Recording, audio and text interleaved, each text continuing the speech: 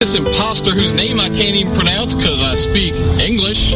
I'm your Republican candidate, and I approve this message. Funded by Texas Fags, Texas Families Against Gay Sex.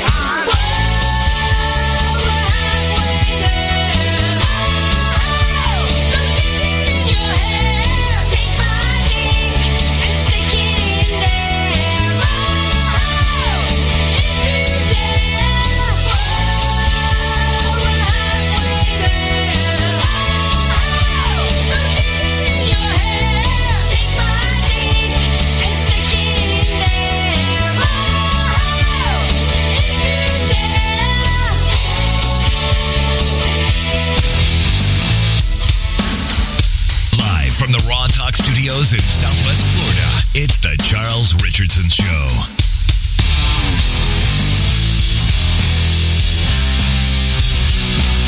Yeah, it's Friday, everybody. What up? What up? Let's make sure I have all the mics on that I need to.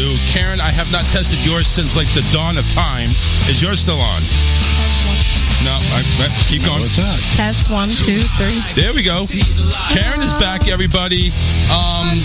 We have Barbara, like far in the corner there. We couldn't get a camera set up. This is how prepared I was. But Barbara, see if you can go ahead and go right up to that mic there that's cushioned and see if you can say anything loud. That'd be a negative? I bet that is a negative. That is a negative. Try it again, bud. Try it again, Barbara. No? All right. So, we're going to have to go ahead and do some finagling. Yeah, fingering. Hang on a second. We're going to do some fingering. Hold on. Oh. You know, one would think at some point, you know, we would, I don't know, think to do this before this show. Philip, I'm just saying. Can you hear me? No. No, we can't hear you, Charles. That mic isn't working either. I can't say anything because I actually slid in here a lot earlier than I normally do, and that was only 5 to 7. Normally it's like 5 after 7. You know, my show wraps up right before Charles goes live, so you know my comm checks are already squared away. Oh, yeah. Yeah, no, man, right? You hear me? No, we don't hear anything, Charles. Again, What? I would change this show to the crazy Charles Richardson show. I'm thinking. It could be. The level of preparedness. Negative. This is professionalism. You won't find it anywhere else in the Charles Richardson show, ladies and gentlemen. Thank you so much for tuning in. Only in this world. Right. Oh man, this is like watching a midget track meet. The longer it goes on, the more uncomfortable I'm feeling. This actually reminds me of I was at a dinner party last night. That's the whole time I was sitting there. I'm like, this really should be an alcohol party because I'm not sure. I got plenty of it. I'm not sure I can handle much more of that dinner party with. Oh man, yeah. It was rough. Yeah, it's the inappropriate appropriateness, right? I mean, What are you talking Yes. about? There's no such thing. So, I mean, it consisted of, and nothing bad. I specialize in memory care, so this is nothing bad for anybody that's going to take it wrong. Oh, hang on, But- Barbara. Try it again. I think I figured it out. yeah, her microphone's muted on this. Testing. Oh, There we go. There she is. I got it. I'm the master. I'm the Now, man. well, the master would have man. had it done before the show started. You know what? But You know what? Here's 3 fingers. The middle one's yours. That's all I got to say right there. fuck you! Yeah. So, Yeah, okay. I'm right back at you. See there? yeah. Oh, that's nothing. I got the words. You just got the dramatic music. No, I mean... Alrighty. I mean, I could have gave you that one, you know. No. I've got a few of them. Yeah, maybe. All right. Anyway. So what's up, everybody? See? How was that? That sounded Hey, like a tattoo gun. That did sound like a tattoo gun. What the fuck was that? Anyway, what's up, I turned everybody? the volume down because I don't want to hurt Charles' delicate ears. Shut up. Happy Friday, everybody. It's the 13th of Friday, or more commonly known as Friday the 13th. Oh, come on, Philip. That was there. Dun, dun, dun. Come on. Let's try it again. Let's try it again. I wasn't Let's try going it to give again. it to you. Let's try it again. I wasn't going to give it to you, dude. I you need to give it to me. Give it to you. You need to give it to me. Give it to you. You got to let him have something. You got to let me get it.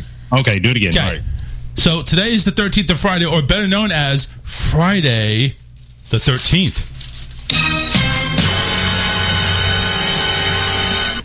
You know, it's like evil yet? it's like we need multiple takes to go ahead and make this work. I don't understand how it Take is. 500. Take 500, take 10,000, whatever. Well, I'm just glad that I come back after all this time and nothing's changed. Yeah, Oh, which is man, actually it's kind of wild. sad, isn't it? No. So anyway, let me reintroduce the cast. Long time on the show, long time away from the show. She's back. It's Karen. So hello, Karen. Hello. She is waving. First time on the show, she's over there kind of bored. I mean, she's got her Smirnoff, though. So everything should be okay, though. But that's Barbara, one of my friends. She's actually coming down for the weekend on a very different assignment, and one I'm hoping to go ahead and help her with a little bit later. And, of course, Alyssa will be in a little bit, probably on the second hour, if all things are well. So, well, ladies and gentlemen... I'm Philip, ladies and gentlemen. It's nice to meet you. Oh, yeah, I'm sorry. Yeah, I guess I should have gave that to you, huh? I guess I should have gave Philip. Yeah, right, exactly. And I'm here on the Charles Richardson show. Yeah. Anyway. And to the right is the chopped liver. Yeah, right.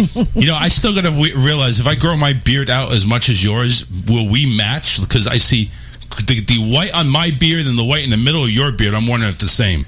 Well, actually, I'm fixing to shave my beard off at the end of the year or at the end of this month. I'm the keynote speaker for Memorial Day coming up, and they want me in uniform. Now the military reg says I can have a beard, but I don't know, man.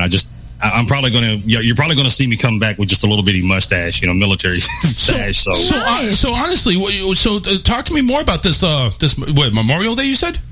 Yeah, in Houston, the Memorial Day is coming up at the end of the month, and it's just the day that we honor all the fallen who've given their lives in the great pursuit of freedom. Ronald Reagan once said, "Freedom is never more than one generation away." So we take Memorial Day every year, and we just take a day to remember those that gave the ultimate sacrifice. And you're actually doing some speaking on that day. Which, by the way, Memorial Day is on the same Monday all over the country. Just letting you know. Yes, that is correct. But not just in Texas. But the celebrations are on different days. Are they? Yes. Well, Memorial Day, federal holiday falls Monday, the last Monday of the year. Now, I don't know if you knew this or not, Charles, but the first Saturday of the year was National Explosive Ordnance Disposal Awareness Day. So us EOD guys, us bomb guys, got our own national day of recognition. But Memorial Day, I'm the keynote speaker, just there to try to memorialize and eulogize the best I possibly can. Well, dude, man, that's good. That's awesome. I'm actually very proud of you. Oh, thank you. That's what I do on my side job when I'm not doing these radio shows. I'm going around and I'm talking to different groups, kids, churches, chambers of commerce, motivation, leadership.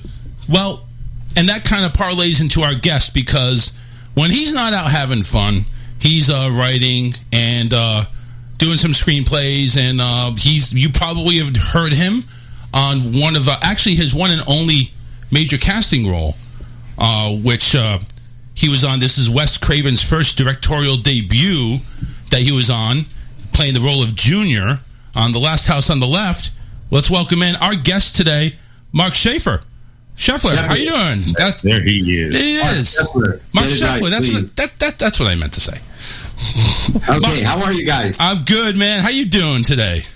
Today I'm a little tired, not having anything to do with the fact that I started my day in early in the morning in Los Angeles, at our place in Los Angeles, and then had a bunch of stuff with my wife to do there in the morning, and then got in the car and drove to our house in Indio, where we are now. So it's been kind of chaotic now. All of a sudden, now you got that downtime. You hit that wall, and everything's just. No, after work tonight, I write at night. I write all night long. And I'm writing a book right now, so I'm about 100 pages in, and I go to sleep early, like 7:30, 8 o'clock LA time. Yep. I wake up about 12:31, and then I write till daylight. Gee whiz! I mean, that's the sleep schedule right there. Yeah. So, but yeah, man. Welcome to the program. We're looking forward to having. So listen, I got to ask you, because the movie that was written by Wes Craven and played on, obviously you can watch it if you got Tubi. Everybody has Tubi. Take a look at it. The movie was obviously a low budget movie, but it was Wes Craven's first feature film. When you took that role, and we're going back 40 some odd years ago. Okay. Tell me what was going through your mind when you were going ahead and on that scene or on that set when you were playing Junior. What was going through your mind at that time? Well, let's see. I was shocked. I mean, I was like, I couldn't fucking believe it. I said, I got a movie. There's a zillion out of work actors in New York, and I was in the right place at the right time, looked the right way. I had a luck because they had cast somebody else in the part, and that person withdrew to take another picture, and the part became open. I walked into my manager's office in New York, in Manhattan. He said, "I have a movie audition for you." I said, "Okay." He said, "Go to this address, and you'll see two guys. One is Wes, and the other is Sean.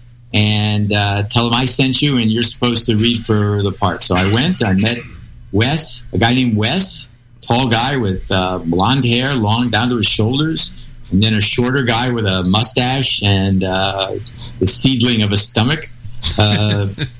I read. If you saw the movie, I read the dream sequence scene. Yep. And where I was, dreaming, and they said thank you. I said thank you, and we shook hands. And I went back to my manager's office, and by the time I had gotten there, they'd called up and said, "That's our junior." Nice. So right there, it's like, you know what? And it's funny that you mentioned it, the right place, the right time, because Mark, honestly, and this is no joke, that's pretty much been your life. You went ahead, you sold your first script, and you know, a lot of people say, listen, I went ahead and I had to eke out, live in my car. I've had to do this and do that to get by, to make my break. Mark, your break was there. Right off the bat. I mean, you were batting 1,000 when you first stepped to the plate. How did that happen? Okay, I'm a big believer in, if and my youngest son, who I'll talk about in a second to kind of validate what I'm saying. I think if you're lucky enough to either self-discover or have that discovery thrown in front of you of who you really are at a young age and what you might, where you might go or what makes you tick. If you're lucky enough to figure that out at an early age, it allows you the luxury of pointing yourself in the direction of where you'd like to be. So by example, for me, you see that picture right there? Yes, sir. Okay. So that's me at my 10th birthday party with my sister, who's 3 years younger than I am, and the talent that my father hired for the show at my birthday party, the Three Stooges. Wow. Yeah. I know. I had a father who was this kind of silk mohair suit wearing, alligator loafer, Cadillac driving, aluminum siding salesman, who was also out of the Army. He was a hand-to-hand combat instructor as a ranger at Fort Benning, Georgia. So, that's who my dad was. So he was like the unique portions of two worlds. He was a man who was greatly gifted with words. But if that didn't work, he had other assets. But I was going to be 10, and he said to me, well, 10, double digits, new decade, special, let's kick it off right. What do you want for your birthday? And I said the Three Stooges, and he got them for me. So sweet. I know, right? It's kind of like, yeah, Dad, I want a pony. Sure, here you go. Right. I guess that would be like a Jewish pony to get me comedian. Probably. Philip, go ahead, Mark. I'm sorry. No, so what happened was I'm at the party, and I got about 60 friends and family because, parents didn't drop their kids off for this one. They stuck around. And we're at a nightclub in Pittsburgh called the Holiday House. No longer there, but it was a big, like a first-rate talent place. So we're there, and we're having the party. And halfway through the Stooges show, Mo stops the show and looks out in the audience and says, well, we're here to celebrate Mark's birthday. Where is Mark? And, I raised my hand, and Mo says, come on up here. Come on up, Mo. So I looked at my father and I said, what should I do? My father said, get your ass up on that stage, man. Get up there. Why are you asking me? Get going. When they tell you to get on stage, you get your fucking ass on stage. What the hell? Yeah, right. So, I was 10, So I go up on stage, and since I was a Stoogeophile, I knew all their material, and I started interacting with them for like 5 minutes, right? And then Mo stops it again and puts his hand on my head and says, I dub you the fourth Stooge. Nice. When he said that, the audience exploded. The audience, my friends and their families, they exploded. And I couldn't see shit because there was lights in my eyes, and I had a microphone in my hand, and I was talking. And when they started applauding and laughing, I got this warm glow, there's people in Chinese opium dens who are so comfortable they don't fucking move. Right? That's how I felt. And I said, ooh, I want more of this. this feels really good. I like this. You like that feeling to have all the attention. You like that feeling to have all the attention on you, that spotlight on you. Right. Oh, yeah, it feels good, doesn't it? You know, I freely admit that I thrive on being the center of attention. I just do. I try to not be obnoxious about it, but well, my favorite subject. When I was talking to you, your wife in the background, you said was rolling your eyes and everything like that. My wife, I'm 72 years old, right? My wife is a Colombian woman who is 17 years younger than me, and she's the fucking boss here. I'm like well trained. I am. Listen, I do what she says because I'm afraid of her. It's like, I agree. You gotta be afraid of those Colombian women. You have no idea what they're capable of. She scares me sometimes. You look in her face, and it's like I remember like that woman Lorena Bobbitt. I mean, my wife is not like that. But, yeah, please. I hope not. It did happen. So I'll tell you who that one Lorena Bobbitt was the wife on that movie. How in the hell do you go ahead and bite off a guy's dick to make him bleed to death? That is something that's missing in horror films. Just that simple fact right there. I've left that behind. Philip, you had a question. Go ahead, man. Yeah.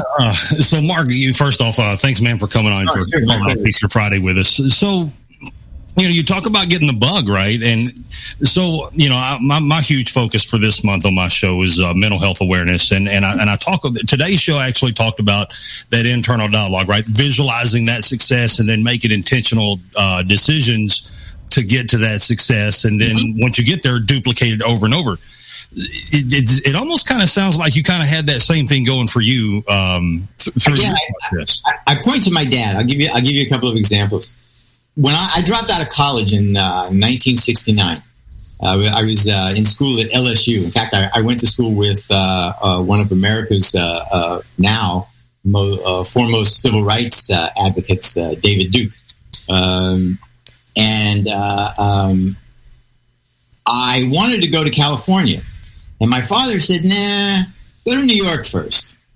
And I said, why? He said, because you need to learn things in New York that will make you better in California. And he said, and by the way, if you're supposed to be in California, one of these days it'll reach out and pull you to it.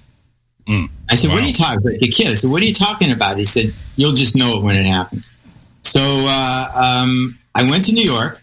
I got a job as the stage manager of the nightclub at the Raleigh Hotel, one of those big Catskill Mountain resorts. And this nightclub itself was like a 1,500 seat nightclub. And how I even conned my way into that job that's a whole other story. But needless to say, I was completely unqualified, but made it sound like I was overly qualified. So I worked there for about a year. And then I met along the way during the course, I got a chance to see every comedian who worked the Catskill Mountain circuit multiple times, worked with them, got to know them, watched new material being broken in. I mean, I learned in that year, I got like a master's degree worth of education in how that all works. And one of the comedians I met was a guy named London Lee, who was a New Yorker, and a guy whose main thrust of his act was that he was the son of a rich family, a very wealthy family, which he was in real life. His father owned a gigantic dress business in the city. Right. And his act was basically poor little rich kid, right? So, he had jokes like in his act. When I was a kid, my father got me a German Shepherd. Not a dog, a real German Shepherd. So, so that's kind of like an exemplar of his humor. So at the end of my year at the Raleigh, he told me that his road manager was leaving. Would I be interested in the job? And I was 19 and almost 20. I said, yeah, sure. Yeah. Okay. So he got me to New York and got me a place. And, I started working, driving his car and driving him to shows and, basically being an all-around schlepper. And I started working on some jokes for him that really worked. He did like one night and got applause. And then he did a few more, and they were really good jokes, and he loved them. So then I became part of his act. I would do a little bit with him on stage. And then one night at a place, I think it was the Nevele, like a 1,200-seat nightclub on a Saturday night, we're in the middle of the bit that we would do, which would be, in the middle of the act, he would stop and say, "I'm very thirsty. I need some water." And he'd look to the wings and he would say, Mark, can you bring me some water? And I'd cross out onto the stage. And while I'm on my cross, he turns to the audience and says, "That's Mark. My father got him for me." They'd laugh. And I'd get to him and I'd hand him the water. He'd take a sip and he'd say, "Who am I?" And I'd say, "You're the boss." I'd go, "Who are you?" He said, "Me? I'm nothing." He said, "What does that make me?" He said, "It makes you the boss over nothing." And that would get a laugh. The audience would laugh at that. And then I would leave. So at this particular night, I start to leave, and I hear from behind, "Hey, come here. I need you for a second." So I turned. I said, "What?" He said, "I'm coming down with something. I don't feel well. I need a rest. Can you do 5 minutes?" And I said, "Yeah." So he said, "Ladies and gentlemen, this is Mark. You met him just now. He works for me. He's an up-and-coming young comedian.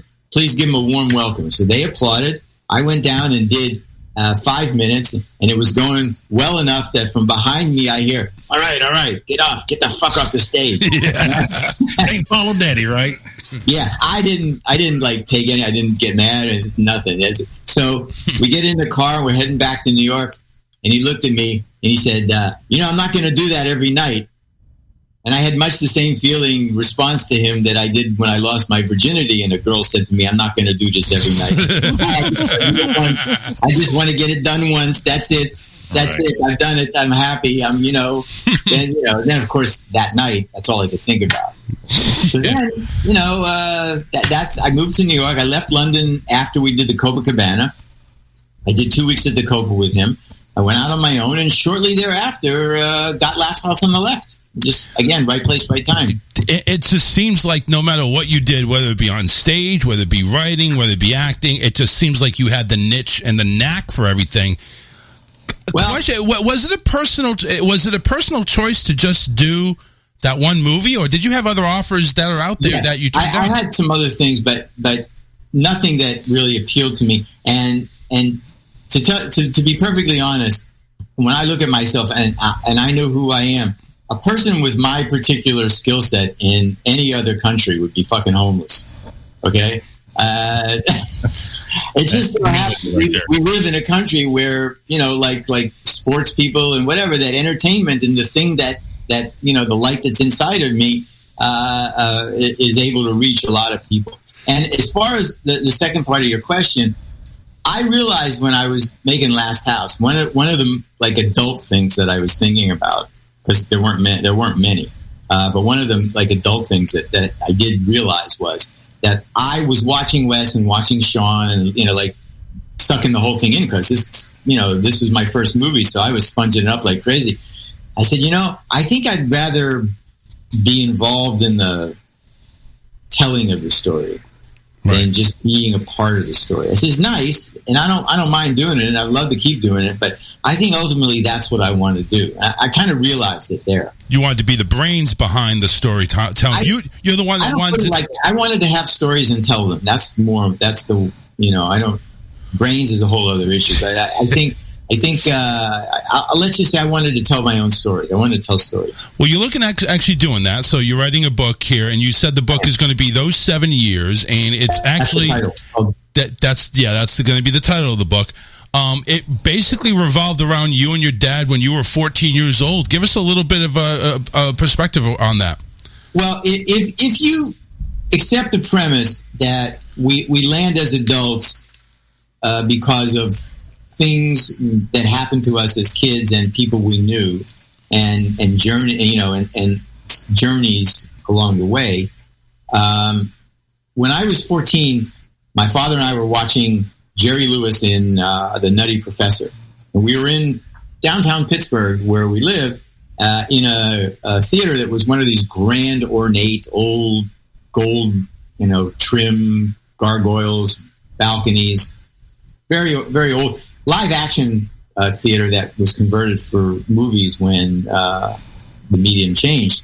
And it was part of the Stanley Warner theater chain. It was called the Stanley.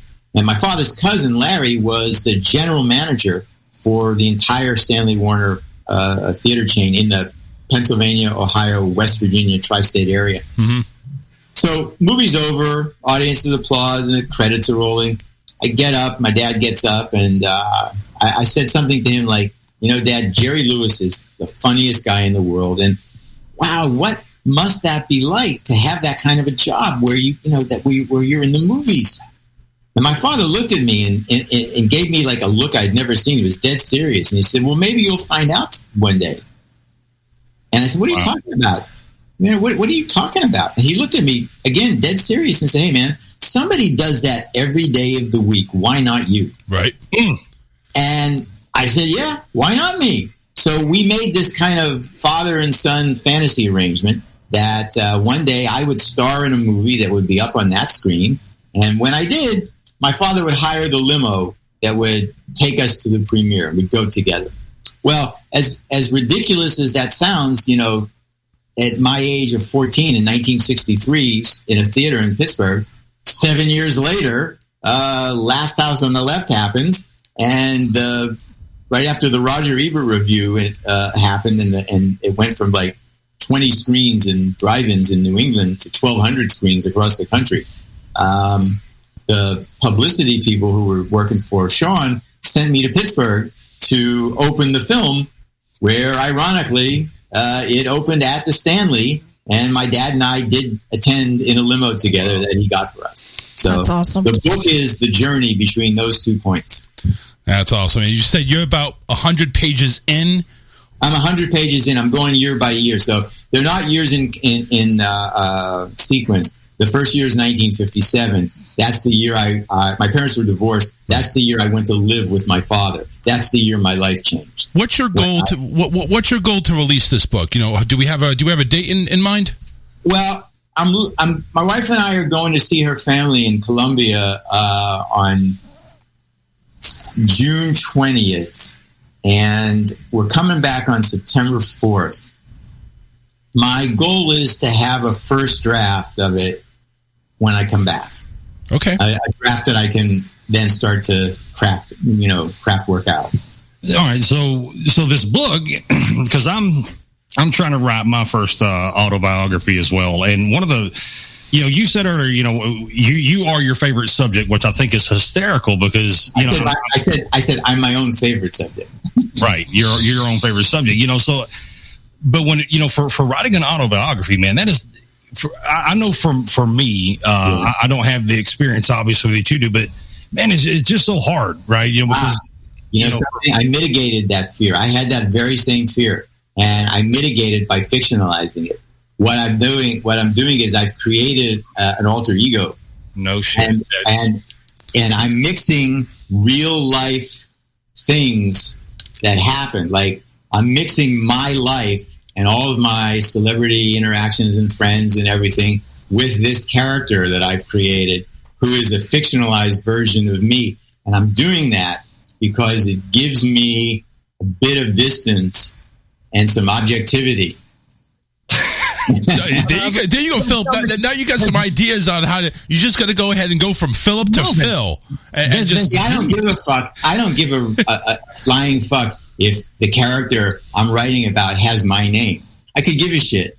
I don't care. I want people what it's about. to enjoy what they're reading, and for me to make it better, I think it's better that I have some narrative objectivity, and so that's what I'm doing. Yeah. Awesome. This is Mark Scheffler, ladies and gentlemen, here. Definitely a very good writer, a very good storyteller. You've written on Who's the Boss, Charles in Charge, a couple of other ones as well. Was there ever a favorite that you wrote for or something that you really said, you know what, this is going to take everything I have to make it good or make it better? What would that be? What would that one series be? Ooh. Are you talking about in my entire career? Yeah, let's go with that. Huh. I mean, I know we're talking 50 years and everything, but still. Okay, so in 2010, I spent some time in Cuba. And the reason I was there was I was at a place that was an internationally known film and television school. University, about 40 kilometers outside of Havana. and they invited me to come and run a sitcom seminar to create a sitcom pilot. And the reason they asked me to do that was another writing teacher who I worked with, who I knew who was a sometimes writing partner of mine, had been there and doing screenwriting. And my friend is like an internationally known screenwriting teacher. And they asked him to do the sitcom thing. And he said, I could do it, but I know someone a whole lot better.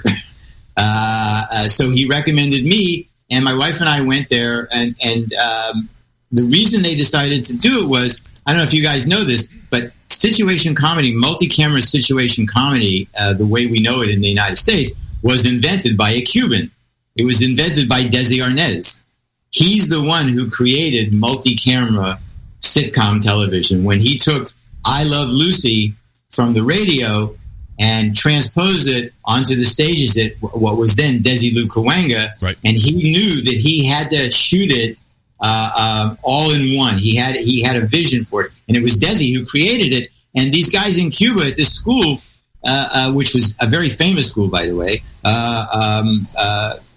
they decided that there had never been a sitcom in Cuba, and yet Cubans invented this. Let's have at least a script. Let's have something.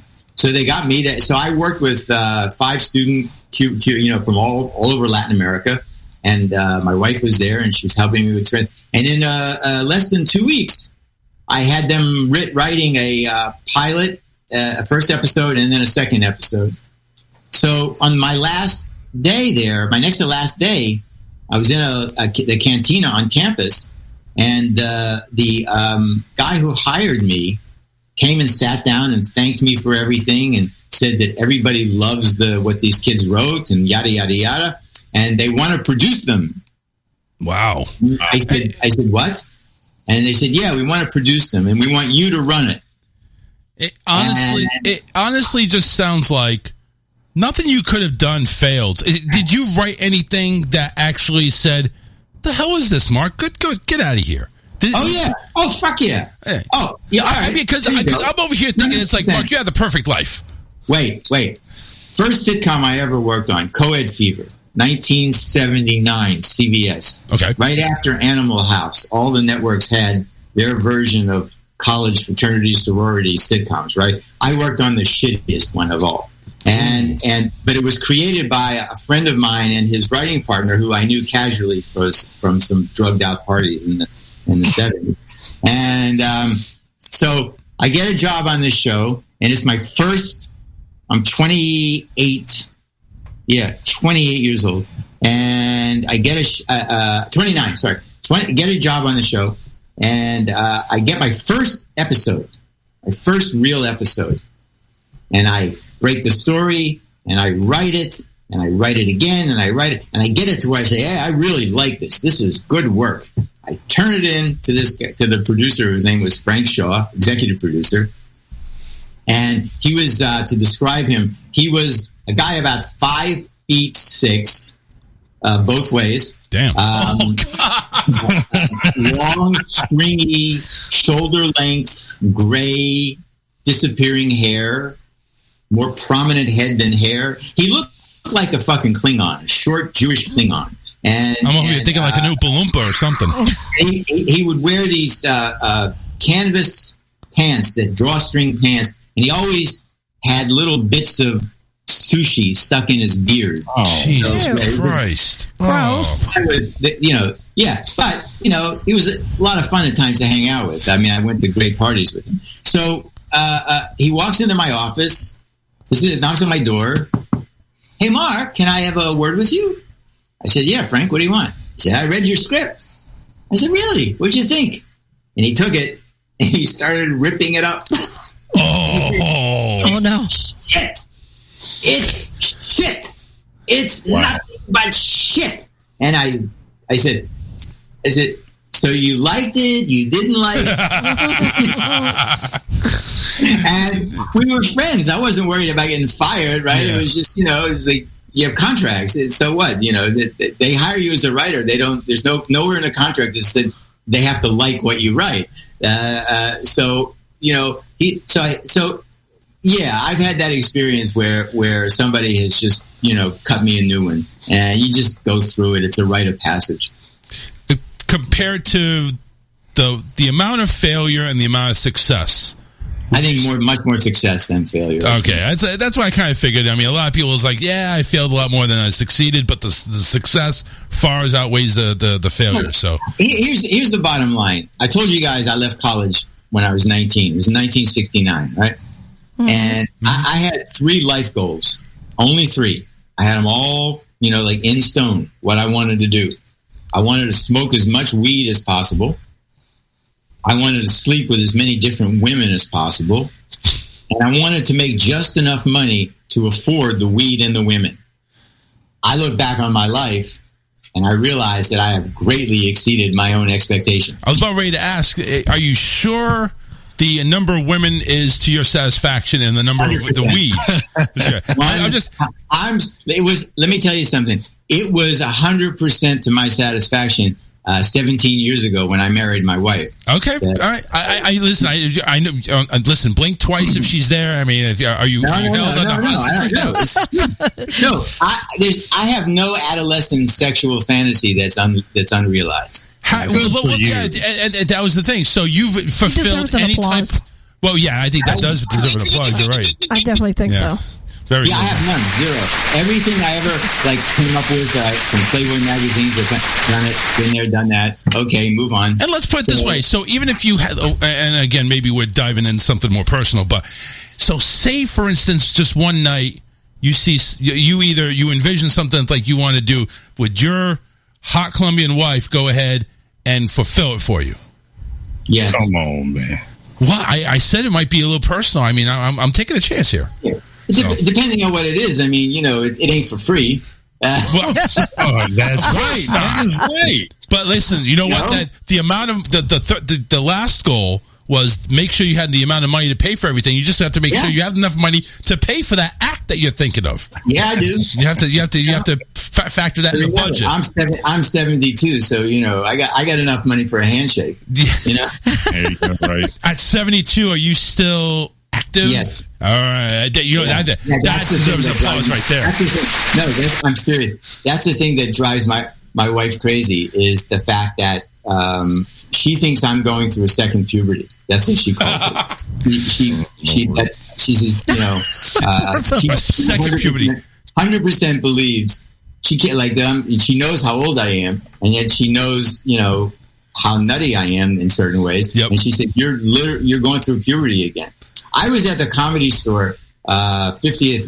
I'm an original paid regular at the Comedy Store, and name on the wall for 40-some years. Yep. And I was at the 50th reunion on April 7th, and we're outside in the parking lot. And there's a few hundred people, and this very attractive African American woman in her mid-20s starts looking at me, and I was dressed. I had a suit, like a really cool looking suit on, and I had some style going.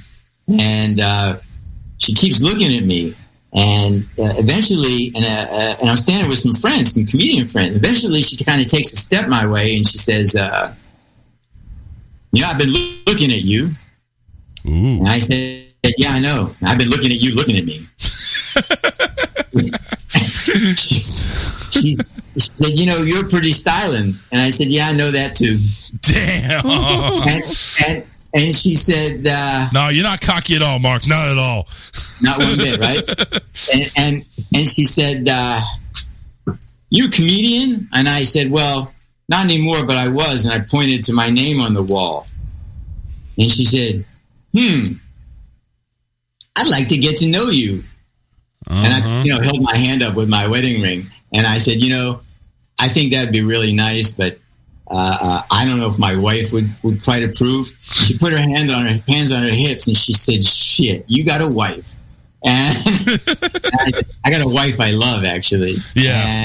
And she said, "Well, that's a good thing." And she said, "But I'll tell you what, you didn't have that ring on your finger, we would have had a connection tonight."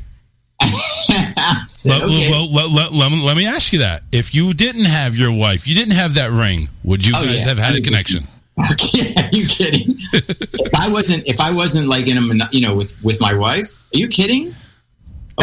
Any talk about bringing a third person in, or is she just like going to drop that, or you guys both would drop that? I don't know if either one of us have the energy for that, to tell you the truth. I have a limited amount of energy these days, and I prefer to put it into my book and nothing else. I get you.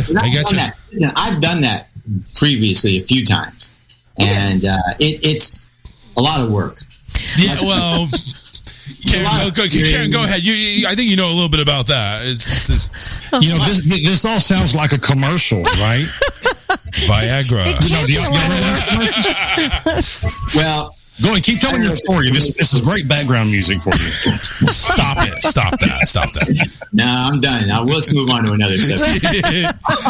So I got one for you. I want to change it up a little bit because I read in your bio about you did some work with probably the man of 1,000 voices himself, Mel Blanc. Yes, sir. Yes. Man, growing up, I've loved cartoons. I'm 43 years old. I still love cartoons. I still watch Looney Tunes. I'm a fan, right? I learned how to do, when I was a kid, I learned how to do Roger Rabbit's voice and then Hank Hill, trying to evolve. And Roger Rabbit was my friend Charlie Fleischer. Man, how cool was that guy? And I saw Charlie. I just saw him in April. We just, we didn't hug because of COVID, but we touched hands, and I just saw Charlie in April. I hadn't seen him for years. What is that like? I mean, Jesus, you are part of. I mean, like a no shit. I mean, your music, your Last House on the Left, right on. But right, this is fucking cartoons, bro. I mean, this is huge. Okay. Here's the thing. And again, I go back to my dad. One of the things my dad did when I was a kid was he was very close friends with a bunch of the Pittsburgh Pirate baseball players back in those days. And if you know anything about baseball and can imagine the 1960s Pirates team, my dad was like good friends with most of them. To so much so that Roy Face, a relief pitcher, very famous relief pitcher, was the carpenter who built my father's house. Was the rough carpenter on my father's house. They were good friends. So I hung out as a kid with famous people, and that just kind of broke it for me. I didn't really. I kind of grew up just realizing that people were people. Because as a kid, I said I hung out with famous people, famous sports people anyway. So when I got into show business and I got into around, I started as a stage manager, and there were some famous comedians and singers that I worked with. It kind of, it's like if you go into like hot water or ice cold water and you just jump in, you feel the surge of it. But if you're go in with your toes and you kind of gradually go in and you get used to it, and you move in a little more and you get used to it. And you get. I don't know. I never get used to my luggage being in cold water. That's just me. Yeah, but good one. But it's a familiar territory for you.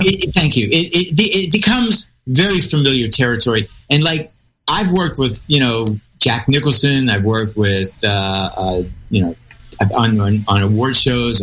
I've worked with Anthony Hopkins, Spielberg. You just do your job, man. You just kind of try not to get too starstruck. Just focus. But getting back to Mel Blanc, the reason I didn't talk, I never really met him. I just wrote the lines, and the stuff that I wrote was interstitial. His voices were already in cartoons that were locked. That I would then say, we want frame this to frame that, number this to that to put here. And I wrote the lines for an old cowboy character actor by the name of Denver Pyle, who was the host of the show. So so I never got a chance to meet Mel Blanc. Well, man, but still, though, writing those lines for him, that probably had to feel something special in that. That's a feather in the hat, man. That's amazing. Yeah, and so I don't mean to be callous or sound like it's no big deal. It's just you're so wrapped up in trying to do your job and to do work that all that other stuff, just kind of goes away. Well, you kind of have that thought process, like, hey, listen, these are just human beings, just like me. They got feelings, they have bills, they have issues, just like I do. And it's like, yes, they may have their name plastered on all these movie titles and this and that, but in the end, they're still human. Yeah. I mean, Mark, let me ask you something here, because we're coming towards the end. All right. Hollywood now, when you first started with that first movie role that you had, going into writing, and now you're writing a book, taking a look at Hollywood, how it's developed or evolved or devolved in some places, what do you see that has changed that either really disappoints you or makes you proud to be part of the industry? Well, I'm proud to be part of an industry that brings pleasure and joy to people. You know, I mean, I still do stand up occasionally, and I get up on stage, and I really do it for the laughs. I do it to hear people laugh. I just love making people laugh. And as far as how the business has changed, well, you know, everything grows, everything evolves kind of like in parallel steps for the most part along those lines. You know, social media changed things. Television is not the same. You know, we didn't have streaming services.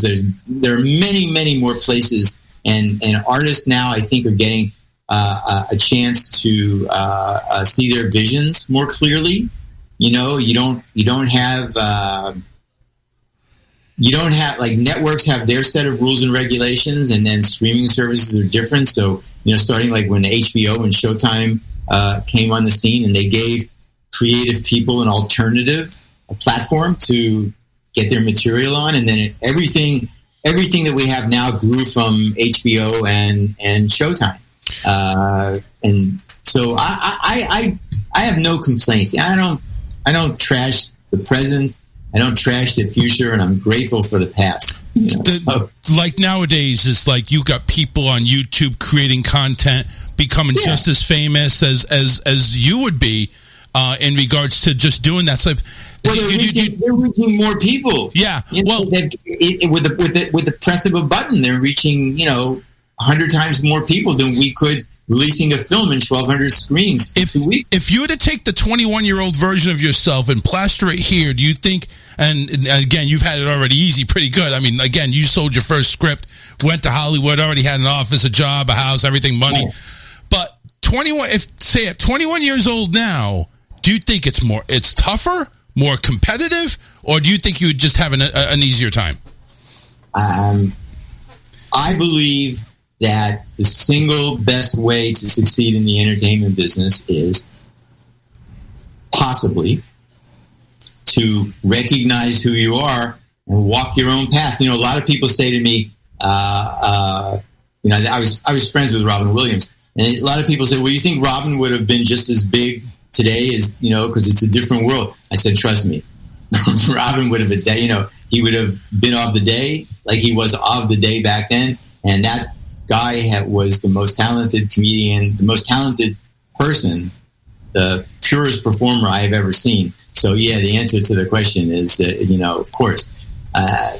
It's just, if I was 21 years old right now, living in the world that we live in, I'd be fine. I would just, I'd be doing the same shit I was doing then, only I'd be doing it now. Yep. Mark would make a lot more money doing it. Yeah, well, probably inflation there. As long as I was me, right? Because I'm the sum total. At 21, I was still the sum total of a shitload of experience, right? Right. So, and interesting stories and things happen to me. So if I was that same person, then, it's like my father told me. I mentioned it earlier. He said, if you're supposed to go to LA, it's going to reach out and grab you. It's going to embrace you. And when I wrote that script and gave it to the director in New York, who sent it to his agent in Los Angeles, at William Morris, who sold it to NBC, and I got a call back from him 3 days later saying, hey, guess what? I think you're moving to California. And then he told me why. I hung up the phone with tears in my eyes, and I said to my dad, man, you're fucking right. I'm moving to LA, and it's pulling me there. I'm not pulling me there. They're giving me X, Y, and Z, and I'm going. And my father said, all right, now you're on the way. Yep. Mark Scheffler. This was in the lull between, when reality bit me in the ass after the high of Last House. Mark Scheffler, known as The Myth. Yes. He's writing a book. The title would be Those 7 Years. Looking to have something come out, you said September? No. Looking to have a draft. A draft. Okay. We call it a puke draft because it's basically just vomit the story out and then you go to work on it. Then tweak it out. Gotcha. But writing a book, be on the lookout for it. And one last thing. Yes, sir. Not many people know this. And when I was watching the movie, I'm like, really? That's him? You actually went ahead and did a movie with Martin Kove, Sensei Kreese on Cobra Kai. One of the sweetest guys. If you want to know what a good actor Marty is, look at what an asshole Kreese is. Marty, in real life, is 180 degrees from that guy. I can imagine. He's that good. He really is that good. I'm taking a look at him. I'm thinking, holy shit, how young he was. Wow. Marty is... I wish I had the picture. We moved into the house last year, and stuff is still in boxes. I have a picture of Marty in the Karate Kid, the original Karate Kid, and he signed it to me. We're doing a convention together, and I don't want to say what he said because he said some really, really sweet things. I'd rather at some point show it. That's fine. Because it makes me sound weird to even say it. But anyway, he's just a terrific guy. I love Marty and thrilled for his success. Yeah. When I moved to LA, he's the guy that my first day in the office, he picked me up and drove me around to every studio and network and showed me places where I was going to need to know where they are. Yep. Awesome. Did you do any writing for Cobra Kai at all? Like, did he? No. Okay. That's the kind of thing I'd rather watch. I hear you. Do you got anything in the works in regards to writings? Anything going on, or just your book? Yeah, just working on my book. All right. Hey, listen. Have a safe trip down there later this year. Thank you. Mark Scheffler, congratulations to all your success. Absolutely. Right place, right time. that you know what? That should be the next book. Right place, right time. That should be. Yeah. There's your second book right there. Make it a trilogy. All right. Mark Scheffler, thanks again, man. Have a great night. Thank you so much for having me. You got it. Take care. Take care. All right. There you go. Mark Scheffler, great guy. Just amazing life that he had is just, it's just amazing. You know, how you go from instant success in the world of Hollywood. Just amazing. All right, man. You could show that interview to your kitten, and by the end of it, he'd be a fucking lion. Like right now, I'm ready to go right. You hear me? Well, you know what? Go right, because we're going to take a break. We're going to get out of here for a couple of songs.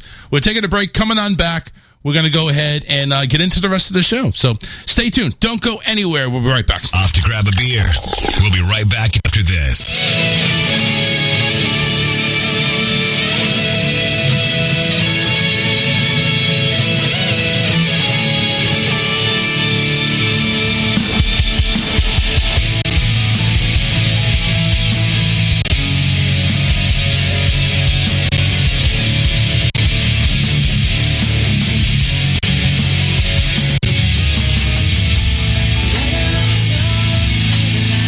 Thought I was better.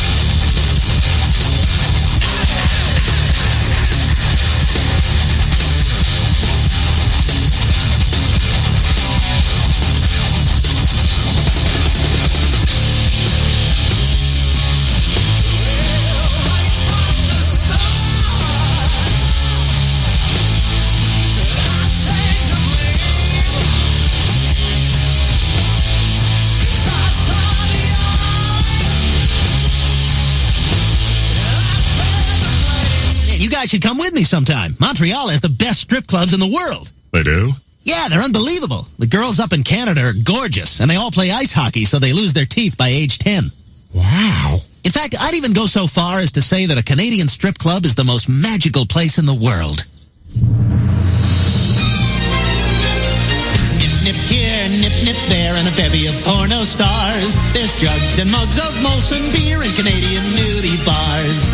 Dirty hoes put on shows, and a lot of them don't have scars. They'll even take it up the nose in Canadian nudie bars. You can touch and squeeze them, they don't even care. Would they even dye their pubes to match my hair? Uh-huh. Color me then. Do like me, say wee, and tell them you're a friend of Bill Maher's. That's how you'll get to watch them pee in Canadian nudie bars. A guy can get his hockey pucked in Canadian nudie bars.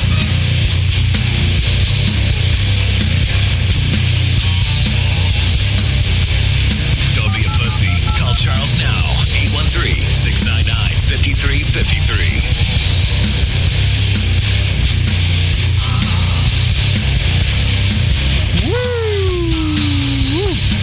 Welcome back to the show, everybody. 813-699-5353. You already heard the fucking bit. You don't need it. The hell was that? I'm throwing batteries. Oh, stop throwing my batteries. My God. I was playing with it. It was like a little fidget. Welcome back, Karen. Destroying my studio. Hey, I have never. Well, that's not true. I ripped the headphones up that time. Well, you actually went ahead and ruined the chair, too. We had to get you another chair. Remember that? Let me go ahead and put the camera down there so we can see cleavage. No, you're wearing a shirt that's covering. What the hell? I know. But I did have a shirt on, and I'm like, it's my first day back. Maybe I should work my way into it. They haven't seen it in a while. We had Mark on, and you had a Colombian wife. You didn't want to seduce him too much, did you? I get it. I'm trying to ease my way back in. It'll be back. Yeah. Want to thank Mark Scheffler for coming on. Awesome guy. Hey, listen. Number one, just to go ahead and talk to somebody that has that type of Hollywood prestige, that's just awesome. Number one. And number two, just see how he did it. You know what? It actually brings me joy to think, hey, it may not be too late for me. It's not. You just need a little more confidence. I need more confidence, yeah. You second guess yourself and... Yeah, I don't know about tell you that. You do. Yes, you do. I do not. Okay, you're doing it right now. Damn it, she's right. What the hell's wrong with me? I know, I'm always right. No. Welcome back, Karen. 813-6... fuck it. The allergies are bad in South Texas, guys. Sorry. Please. You think it's not that bad down here? Hello? Just ask David, who's always right. He'll tell you. Yeah, well, I'm allergic to bullshit. Sorry. David's allergic to air.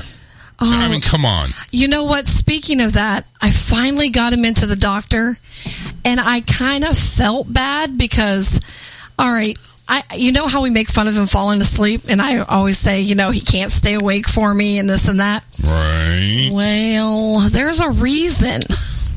Narcoleptic. You what? Narcolepsy. Oh, no, but it is a disorder. He has a blood disorder that's called Epstein-Barr virus.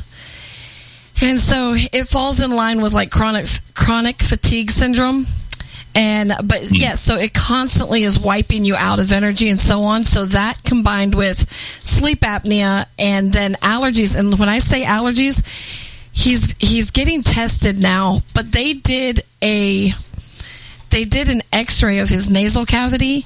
The man has no passage for air at all. Yeah, he would suffocate if his mouth was closed. Yes, he would. That was just... So that's there's a surgery they can actually do, because I had the same issue, and they can go in there and open all that up. Well, they're hoping that if they can just get his allergies treated, then it'll, they can get the inflammation. He's on stuff to help with the inflammation and stuff now. But she told him, she says, I'm looking at this, and she goes, you have no way of getting air through your nasal passage. And he goes, huh.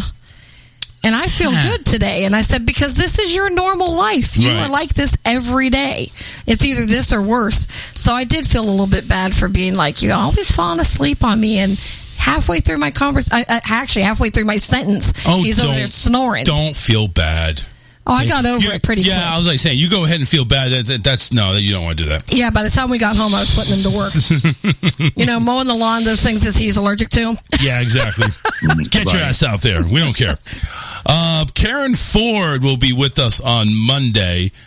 Karen Ford is a financial advisor. She's a public speaker. And she's going to be joining us to kind of go ahead and help us with our money with this current time that we're going on. 7:15 p.m. she's expected to be on Monday the 16th. And on the 18th, we got Rico coming on. Rico, part of the Rico podcast. He's actually going to go ahead and talk to us about time in the Army, which I think him and Philip are going to bond over. A cultural shock because he grew up living in Puerto Rico, coming on over here, and he was working in law enforcement. He's got some interesting human trafficking stories, and apparently he said he'd like to talk about ball scratching too. I'm not sure how serious that is, but we'll talk to Rico on Wednesday. That's the 18th of May. And then Hollywood Wade Williamson is going to come on here. He is the host of the Crime and Entertainment podcast. And when I say that, I'm really talking about crime and entertainment. He actually talks to mobsters, people that have been down the road and have returned, from jail and stuff like that. So he's going to be joining us on Friday, May 20th at 8 p.m. Make sure you go ahead and tune in. The next week of the Charles Richardson Show, we are pumping it up on Memorial Day or Memorial Week, starting on May 30th through that Monday, Wednesday, and Friday. We will not be on the show. The reason for it is scheduling. I'm actually joining a new department, and it looks like I'm going to be working 11 to 8 on Tuesday, Wednesday, Thursday, and Friday. So the show will not be able to air. And, of course, Monday we're just going to take off anyway. So we will return to the show the following week. So make sure you go ahead and put that in your little jar of noodles to remember. We'll return Monday. Is it posted on your Facebook, the dates? Because I've been trying to get these names and dates for you since you announced them about 3 weeks ago. So, well, damn it, Philip, I'm not retired like you. I don't have all this time on my hands. Just text it. Just and listen. I gave you a I've sent bone. it to him in private messenger several times. I gave you a bone on private message earlier today about Mark. So, I even gave you a link. Come on now. I was good to you. You can always send a Google Calendar invite, and it includes all the details and everything, and then all we have to do is add it to our calendars. Google Calendar. Yep. That just creeps me out, the Google thing. But no, Philip, seriously, I'm serious now. I want you to go ahead and look these people up so that way you can out-interview me. Absolutely. Hey man, I'm telling you what. So far, you're 2 for 2. I'm thoroughly impressed with the way you've handled our last two guests, man. I mean, done like a true champ. Future Larry King, right here on the show. Yeah, right. I don't know about future Larry King, but I will tell you this though. It's like I had to sit at your chair. I had my reservations in regards to talking to people in the Hollywood aspect, and John Anthony came pretty smooth, and Mark was pretty smooth as well. He had a lot more prestige, though. Well, I can't say he had a lot more prestige because he actually worked in the depths of Hollywood. John Anthony is more of a short, independent scrum. Not to take anything away from John Anthony, he's awesome. He has a great life, great work ethic, and of course, he's got stuff that's coming out. Mark's got stuff coming out too. He's got a book coming out. But he's led a very, very prestigious life in regards to what he's accomplished. He apparently had 3 goals. He smoked enough weed, slept with enough women, and had the money to pay for all of them. So that's it. I mean, he didn't have any complaints after that. Didn't have any complaints, but he's still 72. He's still banging around, with his wife, of course. Yeah. But I'm over here saying it's like maybe you should have like a 4th or 5th goal. Is that all? Are we just going to go ahead? Possibly be? Are we going to pack it up or something? I don't know. Well, he does have another goal. Is to get this book out. Well, yeah, that's true. This is a man who I believe if he could be laying flat on his stomach and shit himself and still not get any shit on him, right? I agree. Yeah. Mark the no shit man. he epitomizes that idea that when you satisfy a goal, what do you do when you achieve all your goals? You create new ones. And look at him, man, 72. Yep. How dare any of us fucking bitch about not being where we want to be when the 72-year-old man is still banging? God. That's right. I'm 44 and I'm over here thinking I have no clue what I'm doing. I feel like I'm 72 on top of that. He's 72. He probably feels like he's 21 still. Okay, but did either one of you take from everything he said the biggest thing is mindset? Yeah, that's true. I mean, it really is your mindset. My show on tonight, mindset. It's all your mindset. Absolutely, it is. But you know what? I think also besides that good mindset is that good support system. You know? Yes. How the hell? Hang on a second. Why is this on this channel? Hang on. I think I know who this is. Wait a second. So apparently, when it updated and it just screw it. All right, go ahead. Hello. Nope, I guess not. Microphone, USB. But I do think that support system. I mean, I tell everybody in my successes in life, behind every good is a woman rolling her eyes. Yeah. Go ahead. Oh, hold on. Hang on a second. Go ahead. Hello. Yes. Hi. You were chopping out like really bad. I don't know what's the connection problem. Yeah, I'm not sure what's going on. When I had my it's perfect now. Okay, cool. All right, what's up, Joe? I'm going to make a YouTube video tonight after I get out of the shower because my hair is horrible today. Why don't you do it in the shower? No. That's not going to happen. Oh, okay. So, I'm going to make a YouTube video. It's YouTube, The Crazy Joe Show on YouTube, and I'm going to talk about some bad experiences I've been having. I share that with people, even though, I got a lot of enemies out there. Right. And, the thing is, I just as an short observation, I've never went after anybody who didn't deserve it, and I've been attacked on a personal basis.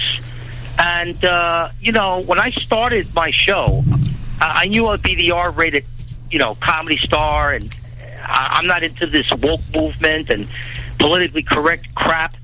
But what I want to say is that I've never went out of my way to purposely fuck someone over the way these assholes out there, I'm not going to mention their names. Right. Obviously, they know who they are. Right. That, they're trying to fuck me in a personal way, and this is not what broadcasting is all about.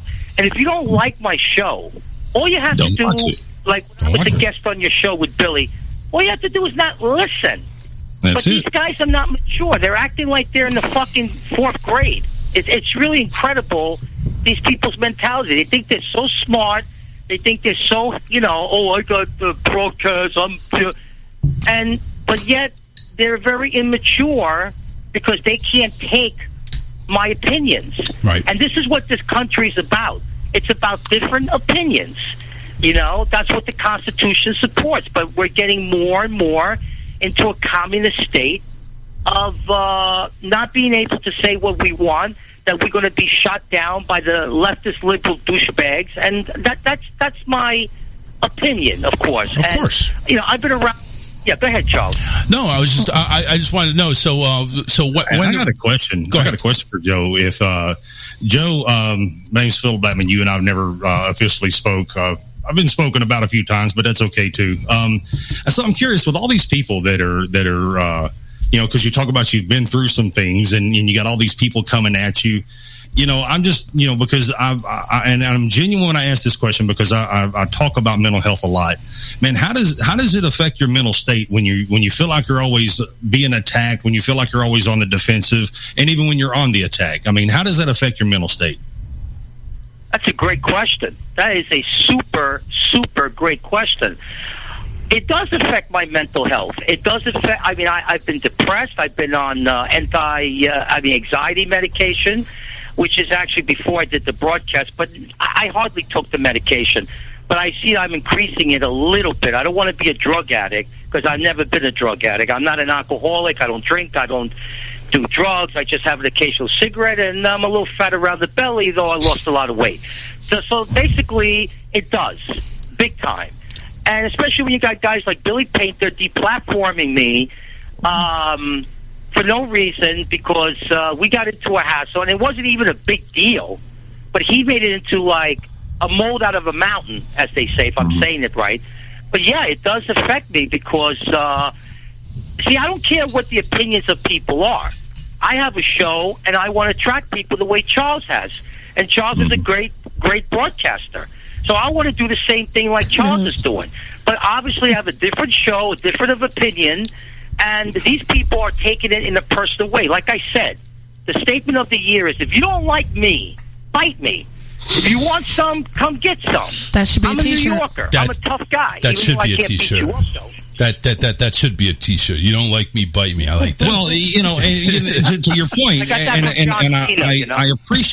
I appreciate your idea, right? But because hey, if you don't like me, you don't have to tune in. No big deal. If I'm not your cup of tea, then don't pick it up. Don't fuck with me, right? I get that. Yeah.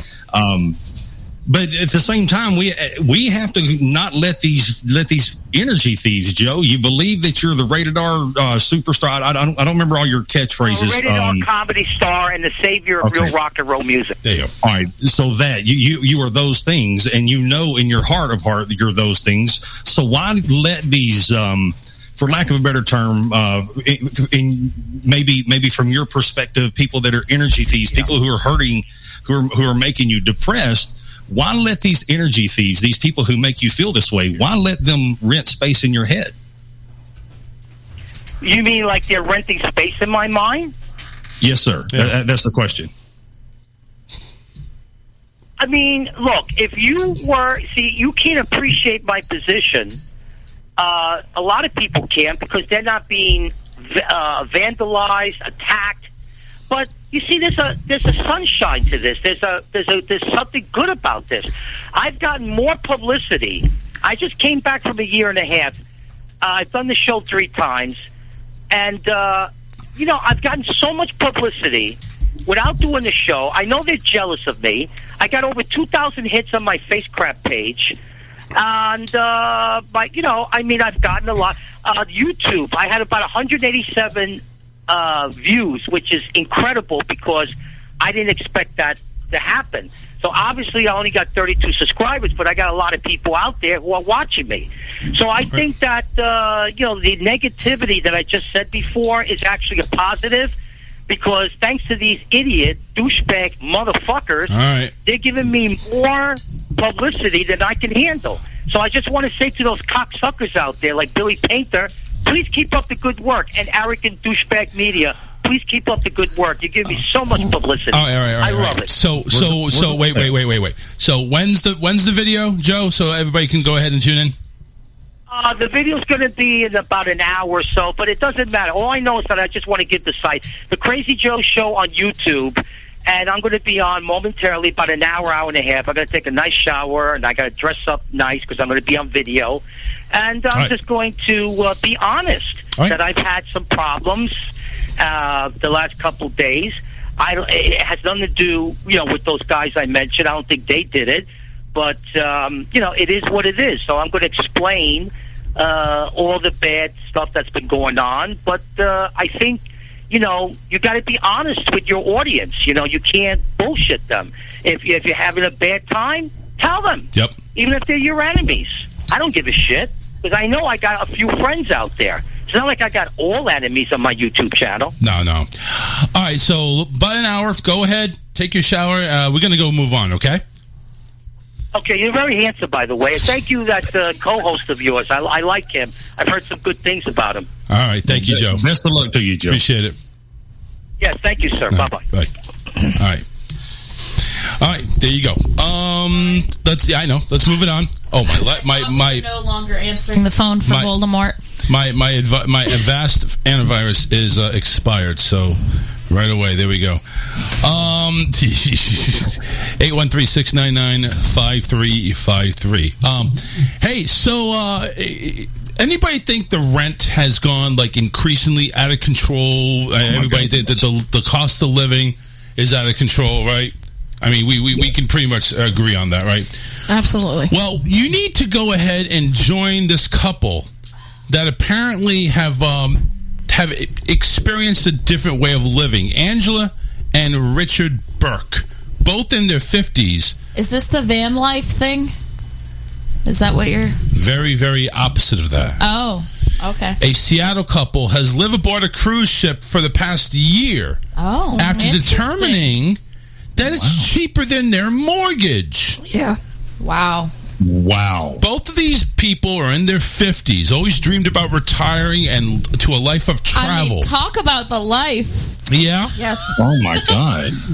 The couple had been going on cruises around the world at least once, sometimes twice a year, but it was in early 2021 that Angelin, who's an accountant, crunched the numbers and found something unexpected. The pair could retire now and live aboard cruise ships for as little as $43 a day, which, according to that, is cheaper than their current living expenses. That's crazy. She said in a quote, "Our original plan was to stay in different countries for a month at a time and eventually retire to cruise ships as we got older. We love to travel and we're searching for a way to continuously travel in our retirement that made financial sense. Using their savings and anticipated sale of their Seattle home, the Burkes found a way to make life possible by hopping from cruise ship to cruise ship. They also take full advantage of loyalty points and sales to make their dream of retirement on the sea of a reality." So she can. How cool is that, man? Can you imagine living on a cruise ship 24/7?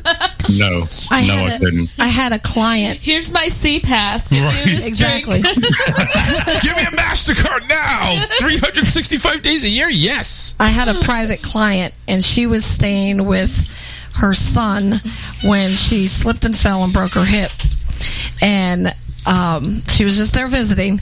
But that's what I got to know about hers. She, at that point, had been on a cruise ship for the past 3 years after her husband passed away.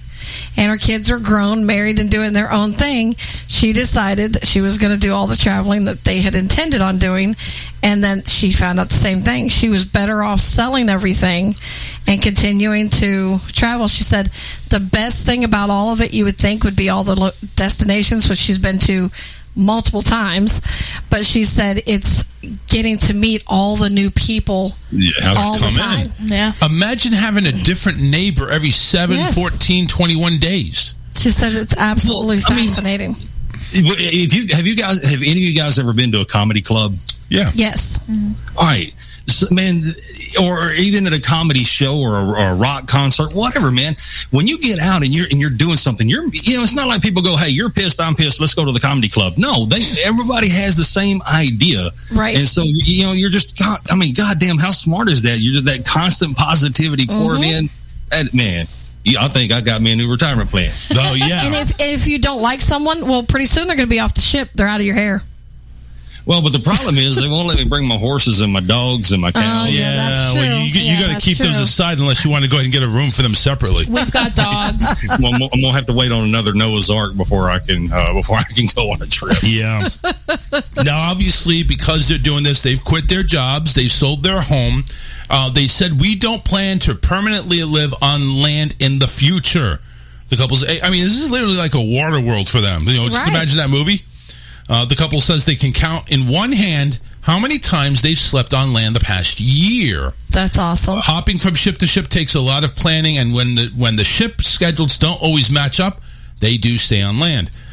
They began their retirement life by going on a 50-day cruise around the Atlantic Sea, touring much of Europe. I think that's supposed to be Atlantic. They followed that with a 51-day cruise from Seattle to Sydney. They hope to go every corner of the globe. So again, Angelin says, "I believe this is achievable for the everyday cruiser, but it does take effort. It is a leisurely travel without the complications of booking hotels, restaurants, and transportation while staying within your budget." Shoot, you don't even have to cook anymore. Nope. Yeah. I mean, come on. Do they have kids on the cruise ship as well, or is it just them? No, it's just them. Those two are retired. Yeah, they're retired. Now, I'm wondering if they do have kids or grandkids, it's like, what do they do? Yeah. I mean, they said they're not material. They're not materialistic. So I don't think they have like the unlimited drinking plan or the internet Now, that they listen, have to pay not for. being materialistic doesn't mean that they don't have those things. That's true, because I'm not materialistic, but I definitely need my Materialistic is alcohol. more like, I need the drinky like drink. I have like all the clothes and all the stuff. And the jewelry. You know, the stuff. The latest gadgets. But it's like, do you think like, listen, they're talking about $43 a day. This can't be balcony and stuff like that. This is interior suites. Yeah. So I'm over here thinking it's like, they're sleeping on like the first or second level down there at the bottom. They're indoors. They're just they're just there. That's all there is. I mean, but they can enjoy the pool. They get, they get to go down and eat the same stuff. Get to go to all the parties, the buffets. It's not like the Titanic when there's steerage. Yeah, it's not like that. They got the comedy clubs. They've got the concerts, the movies, whatever they have on board the ship. Yeah, it's just we went and saw a comedy act when we were on our cruise. We did. Yeah, I mean, it wasn't the greatest, but he was funny. It was pretty funny. Yeah, he was funny. He attacking everybody. No, one of those. Yeah, he was one of those. It's like, hey, how long you been on the ship? Well, obviously, you know what? And that's the other thing too. Is we were talking to Mark, and it's like, he did a lot of stand up. I was wondering, like, did he just do a lot of like stand up acts, like the 5 or 10 minutes, or did he do like improv? Because I'm thinking improv would have been just so much more intense and maybe more difficult to do because you got to think on your feet. It's not planned. I don't think so. I think improv would actually be easier because, I mean, if you're quick witted, if you got your BS and BS, man, God, you can just go up there and just. I mean, think about it, man. You're having a conversation. The difference is it's on a stage, right? How hard is that? Well, and a lot of times with improv, they'll have like somebody, shout out like some kind of prompt for you to go off of. Yeah, right. And then so you take that thing and you run with it. Well, what our guest on Wednesday said, he said, in improv, there's no wrong answer, right? Nothing's off limits. Just go. Yep. So I don't know. I just feel like, and you never say no to anything. Yes. Yep. Never say no. So if they say, "Oh, well, you're gay," okay, well then you go with it. Right. Come out here and I'm gonna frit. I'm gonna float across that stage, girl. Hey, I'll play the role. Give it to me. Yep. Absolutely. It is Friday the 13th, so obviously. Horror flick people that love their Freddy Krueger, or the people that love their Halloween movies and stuff like that. This is the type to go ahead and watch those. So I got to ask: is there any popular horror flick that you guys have watched, have enjoyed, or anything? And you cannot use Last House on the Left. We enjoy the Halloween series. I like the Halloween series too, and Scream. Scream, okay. I gotta think for Paranormal Activity. I can't go past Paranormal Activity is good. Yeah, I would have to. I can't go past, but I can't do horror films, so don't laugh. But I can't go past The Shining. I love The Shining. Shining's classic. Amityville Horror is another good one. I can't. Stephen King's It. Oh no! Yes, anything with Stephen King. Come on. Stephen King's awesome, but once, and I was kind of young. The Green Mile wasn't scary, and he wrote it. So you can't really say everything. My son talks to Stephen King every week. He said he is one of the coolest guys he's ever met. Yep. So down to earth and laid back. I talk to Stephen King too. I meditate to him. No, sometimes masturbate to him. He lives here in Florida. Oh, he does? Yes. Oh wow. Okay, I thought you were just messing around. He's originally from he sees from him New in England, your vision. He sees Stephen King. It's over there. Another Stephen King. It was actually a mini series that I really like is Storm of the Century. Oh Jesus! Yes. Yes. Now that's the one that's awesome. like 8 hours long, right? Yes, I like it so long, but it is Give me so what good. I want and I'll go away. Yes. Is that the one? Yes, that's the one. What a trippy movie that was. That is a great movie. I like The Stand. Yeah, Stand is good.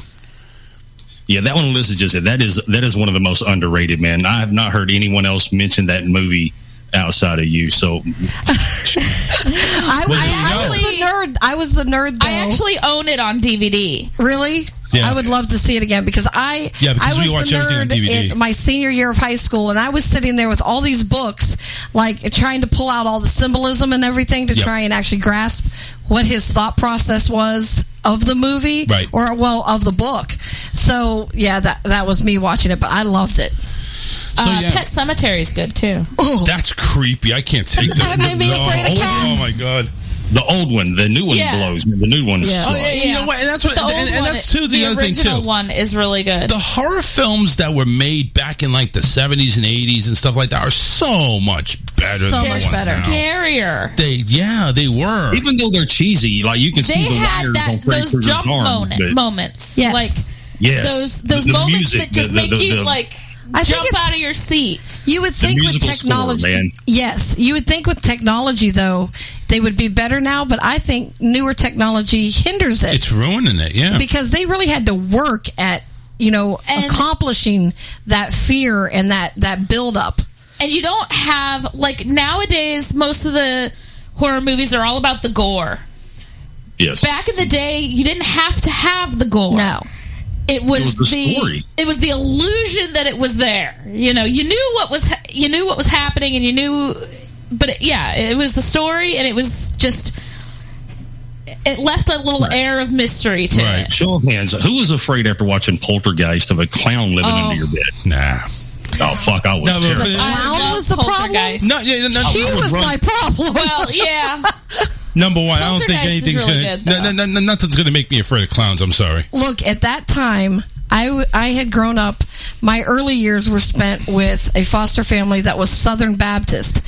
So when Poltergeist came around and I saw that, I want to say I was like 11 or 12. Now, I was 10 or 11. And I'm telling you what, if I had any doubt about me following a good path at that point, I mean, it went out the door as an adult. But I was like, oh, hell, I'm walking it good, Lord. I'm walking it good. Scared the shit out of me. Hello? Well, and when you read up on the history of that movie, of Poltergeist, like all of the crazy stuff that happened on the set and afterwards. Yes. Creepy. It is super creepy. Yeah. Okay, Firestarter was a cute movie. I say and they're cute remaking that. They're remaking it. Oh, it's so stupid. I would protest. Yeah. You know what? There's a lot of movies that were remade and stuff like that. Now, we just recently watched one that was the conclusion, I think. No, it's not the there's conclusion. Gonna be another one. There's another one. Ghostbusters Afterlife. That was good. How was it? Okay, it was awesome. It was. It was really good. I was very apprehensive, and it was awesome. They did so well working the original storyline into it. It was good. It basically drug in Egon, who obviously is no longer with us. The character, the actor is no longer with us. Harold Ramis. But they drug him in, and they did special effects. Yes, making him look like a white ghost at the very end. Cry. It was really impressive how they did it. There was no speaking lines, because I don't think anybody can go ahead and mimic his voice. I'm sure that's wrong, but maybe they just wanted to leave it as a mystery. Well, I mean, they probably could have chopped up some previous footage and stuff, but it wouldn't have been as good. No, I don't think so either. I think it was very well done. So I think the storyline with the daughter, the granddaughter. No, it's the daughter, right? It was the granddaughter. Yeah, it's the granddaughter. The granddaughter is now, she's related to Egon, and she's now the new Ghostbuster. They went ahead and found all this stuff. Egon was apparently the crazy one who lived in a farm out in the middle of nowhere. And his daughter actually had a grudge against him for leaving. And it was just amazing how the story started out open, like nobody knew what the hell was going on. Mm-hmm. Then all of a sudden things started to piece together, and then all of a sudden it's like, because you knew she was related to somebody that was a Ghostbuster. And I'm over here, you got Janine who came back, and we're over here thinking... Now, don't give it away too much, because... you haven't seen it yet? No. Well, it's only been out for... It's only been... Sorry. Really? Go ahead, Barbara. What is that? She hasn't heard of it. heard of it. Well, you need to. I live out in the middle of nowhere. I don't know nothing. Well, that's where Egon was living in the middle of nowhere. He knew a lot. Just saying. But I've seen the trailer, so I gathered enough out of it. You need to get your ass. You gotta watch it. Really it's pay the $5.99 to rent it. And I'm so horrible about movies, though, man. It's just too much of my time. I got too much shit going on. No, you don't. Oh, see, you're somebody retired. that can Stop understand. I'm the same way. I don't watch TV, rarely watch a movie. That's a big joke on here, is because they talk movies all the time. I have no clue. But one thing that we did watch that you were watching is Bridgerton. We finished it. Yes, did you like it? Finished Bridgerton. We finally did. Now, I liked the first season better. Now, Philip, I know this is probably going to be way over your head because this is too girly. So we'll try to keep it. I don't know that it was girly. It was girly. Listen, but you liked it. I was going to say David liked it, but he's a little girly. If you like fucking and sex and people just having affairs after affairs. Sure. Oh yeah, the first season of Bridgerton was classic. Yes, we didn't get to see boobs until the last episode. No boobs at all. Until last episode, and they weren't even fucking. Other boobs. They were very, very vague. It's very depictive of that historic era, though. I need boobs, and if you don't show me boobs, I was about ready to say. I got two of them right here. I'm just saying. Well, I need to see tits. You know, you got this. You got this bigger girl with all these boobs over there. It's like, yeah, now we're talking cleavage, but she never shows them. And then you have this. And then you have this tall drink of water. And she shows up. She shows nothing, and finally, the whole thing, it comes together. Bum. Yeah. Now they're banging, and it's like, all right, boob. I need boob because you're not going to see Bush. It's not that script. It's not. So it's not like Spartacus, where it's like not revealing. Everybody fucking. It's more soft porn. It's not revealing that much, but it's good. But the second, I agree with Alyssa. The second season did take a backseat to the first season. I will say that, but it was good. Yeah, I mean it's good. I'll take the word for it. It's a drama. It's a drama. I wish I could remember the name of the one that's on Hulu because it's very similar, but it's more in depth and it's more about the competition between whorehouses. I can only take so much.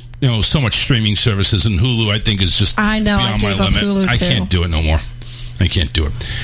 Do we happen to have any news of the good variety? No? Okay. So let's continue real quick. Sorry, I was too busy drinking this butterscotch thing. That was so much stronger than my Smirnoff. I told you. That was so good. Charles makes strong drinks. I do make strong drinks. You need to make sure you're going to drive home tonight, okay? I'm driving 8 minutes away back to the hotel. Okay. So you're good. By the way, that's Barbara. She's come down from Ocala to visit. Do you need memes? Oh, yeah. If you got memes, that'd be great. I think I sent you a couple. I forgot to send them. Oh, you did? No, I'm sending them right now. Oh, okay. Oh, did you see that story that I sent? I did not. Is it in the chat? It was a little girl who was raised vegan, and her I see it. Her dad gave her chicken nuggets from McDonald's, and now she's demanding meat all the time. She needs meat. She ate chicken nuggets. They ain't chicken, and now it says meat. No, it is the chicken. It's just everything with the chicken. It's shit. It's not chicken nuggets. It is chicken. It's about the same amount of chicken as a burger is in McDonald's. It's chicken. They just throw in all the parts. Yeah, it's all the chicken. That's what I'm saying. It's the beak. It's the toenails. It's the feet. Yeah. I have a son that worked at I do Tyson, not want to eat the asshole. And you don't. Yeah, you don't want to know. No, I don't. I get mine from a barber. A barber. You get from a barber? Damn your drink. A butcher. Yeah, I went to go ahead and get chicken legs, man. My barber does it really nice. I'm trying to read memes at the same time I'm trying to... I mean, that's a different type of cut right there. Charles, is all that happening in your house? Yes, it is. Yes, it is. I'm sorry. Do you imagine what I'm dealing with? No. No. Then you couldn't handle my house because it's like this all the time. No fucking way. Man, y'all sound like a damn tree full of screeching Chinese monkeys, man, just cackling. And that shit would, man, I had to rip my own ears off and stuff them in the holes that I had, that are left behind. Now, Philip. I was trying to read and talk at the same time, and apparently I shouldn't have done that. Yeah. Excuses. We was on last week. Alyssa was reading the good news, but the thing is, she already had the good news in her. Well, let's say, and so there's this one story right here where this girl, she's a sweet story. When she goes off like that, just say penis, and it just it ends it all. Penis. You say penis for her and boobs for him, and you're good. Oh my God! I thought about throwing out a good old fashioned moist, but I didn't. Well, the whole there is a story behind the whole penis thing. I'm sure there is. There is, but we don't have time. We gotta get to good. We gotta get to memes, and we're gonna stay away from penis talk.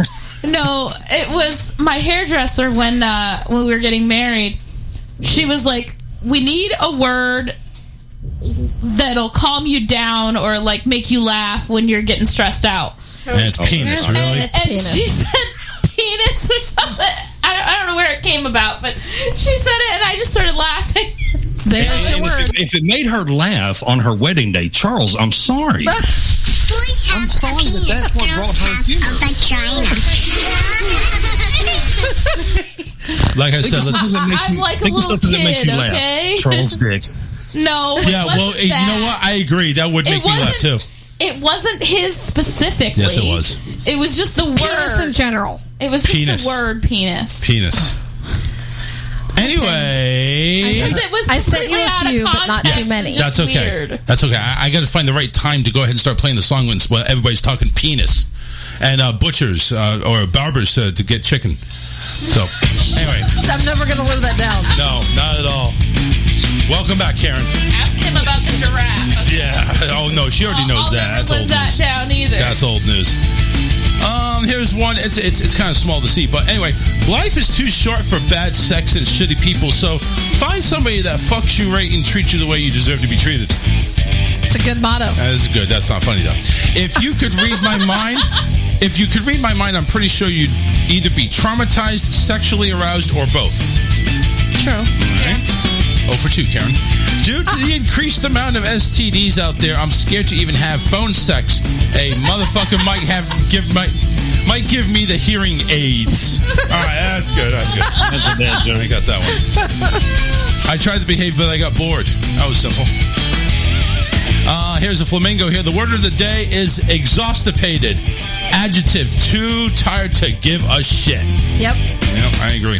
All right. Here's a message. I didn't do it. Oh, wait. Yeah, I did do that. I say that at least once a day. Thank you. Now I'm not alone. My ex has 3 spirit animals. Lion, ass, cheetah. And finally, his Kermit, very depressed. She said she tasted like a rainbow. Found out she meant throat, not Skittles. Or trout, not Skittles. Thank you. And there you go, everybody. That is the memes for today, Friday the 13th. No, Philip, nothing there? No, I'm you're zoning out, man. The music is playing, man. I'm letting you have it. That's the memes for today, Friday the 13th. Right here on the Charles Richardson Show. And, of course, thanks to Karen to bringing back the joy in the memes.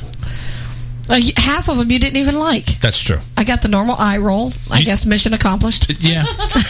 We can go with that. The best meme I've seen in weeks is the Judge Judy. Judge Judy needs to do that trial. Yes. Oh, that would be awesome. Yeah. So here's the chicken nugget story from the barber. A mom says her ex-husband fed her vegan daughter McNuggets, and now she keeps demanding meat. A mom took to Reddit to share how surprised she was when her daughter had come home from her dad's asking for chicken nuggets. She said, I became vegan when my ex and I moved in together because he was vegan and he didn't like there being animal products in the home. That's what she quote, according to Reddit's platform. The things you do for love. Well, she said, I was a vegan while I was pregnant, and we raised our dog vegan for the past 8-ish years. Apparently, she doesn't know how old her daughter is. But the vegan mama who changed her diet because of her ex-husband was left shocked when her daughter threw a tantrum as they drove past the McDonald's. Seeing the golden arches was just too much for the child. She said she had a full-blown meltdown demanding chicken nuggets. We go home and she's like blowing snot bubbles. She's so enraged. She continues. She howls her way through a bowl of leftover soup. She hates me. I'm a terrible mum. Apparently this is England. Dad would have let her eat chicken nuggets. She wore herself out crying. That's what we need to do. We just need to wear Stefan out while he cries. He doesn't wear out. That's true. Now, the Reddit mom didn't mind that her daughter wanted to eat meat, but she did mind that she wasn't informed about the decision. She kept writing, I wasn't aware of the vegan daughter now eating meat. I felt like that's a decision that I should have been informed about. I called him after she went to bed, and he told me I was being uptight. And he didn't tell me because he knew I'd overreact. I'm controlling, and I don't need to be privy to every single thing he does when our daughters are with him. Also, from a dude who gave me a hard time for craving Oreos, which are fucking vegan, she said, well, I'm pregnant with her. So, let's talk about this. And we have to make it quick, about like 3 minutes or less. But let's bring this out. Obviously, the parents separated or divorced. Living in separate places, dad sees the daughter, blah, blah, blah, every so often. Husband or ex-husband goes ahead and does this. Does mom overreact, or does mom have a right to know? I think it should be kind of hey, by the way. All right, Karen? I gave her some chicken nuggets. Yeah. I think she should be included in it, but but on that, I think that even if you are vegan, you still should be introducing your kids to the other foods. Just because that's your preference doesn't mean ultimately that's going to be theirs. Yeah. Barbie, what do you think? Should have known. That's true. And accepting. Okay. So, and apparently, she's the one that changed her lifestyle. Philip, I mean, if say for instance you had a child and mama, of course, is not in your life anymore, like she's living away, you guys have separate custody, would you get pissed off if your ex went ahead and fed your daughter chicken nuggets and you were vegan, or she was supposed to be vegan? No, I don't think so, and maybe that's the difference between guys and girls. I don't think I would have, because I mean I do believe that children, like one of them said, Karen. I don't remember which one of it was, that children should have choices, and let them discover what they like. It was Karen's barber that said that. So, all right. Well, I couldn't remember which one of you it was. No, it was one of the ones. So Karen, how does it feel being back here on the show? Even though half of it was taken up by an interview, though. So no, I enjoyed the interview, so it was good. Excellent. All right. Well, Philip, we're coming down to the end of the show. You know what that means. It's time to do plug away, my friend. Plug away. All right, guys. It's Mental Health Awareness Month. So I'm dedicating this month the Philip D. Blackman Show. All social media platforms: Facebook, YouTube, Twitter, Twitch. We're even going to be broadcasting TikTok, Raw Talk Online, IPM Nation, AOW Radio, 5:00 p.m. Central Standard Time. Guys, join me. And let's delve into that mental health, because we all could use a little bit of recovery. And go ahead and follow Philip on YouTube, youtube.com/C/the Philip D. Blackman Show, right there on YouTube. Go ahead and subscribe. A lot of great content there from Philip, and of course a great show as well. So we definitely appreciate it. And finally, make sure you go ahead and visit rawtalkonlineradio.com. That's where you can hear this show, Philip's show, Matt Connerton Unleashed, Monday through Fridays, 4 to 6 p.m. Eastern. And, of course, our morning madness that we have, the Morning Mayhem with DJ Scotty from 7:30 to 10 p.m. And then from 10 a.m. And then from 10 a.m. to 1 p.m., it is the Steve Jarrett Morning Show, the House of the Stupidity Network. Make sure you tune in. And, of course, on the weekends, we got Inside the Mothership with Alien Stone every Sunday from 12 to 2. Make sure you tune in to all our great content. Until then, we want to thank Mark Scheffler for being on the show. We appreciate it. Make sure you go ahead and look out for his book coming out later on this year called Those 7 Years that talks about his life in a fictional standpoint. So, man, again, Philip, make sure you do that for your book too. Fictional. Hey, I took notes, dude. Do it a character. All right, we're out of here, folks. Have a great weekend. We'll see you Monday. Peace.